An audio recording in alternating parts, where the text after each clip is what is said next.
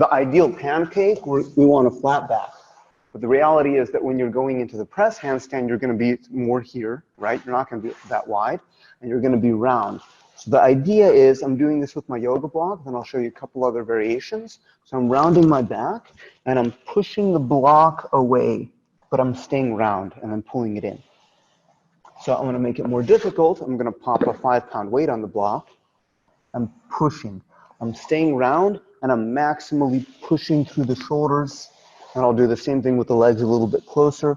Now, if you wanted that to be a little bit more difficult, you would do an isometric against the wall. So actually, I'm going to use 2 yoga blocks so you can see my setup.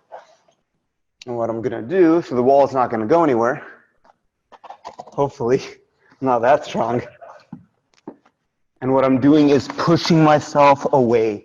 So I'm sliding, and this is really mimicking, without going into a press handstand, without going upside down, this movement is mimicking the hip compression, the round back, and the shoulder push that I have to do in the press. So if you have a wall nearby, and if your floor is not too abrasive, then, so imagine like you're in a pancake, as many blocks as you need, and push.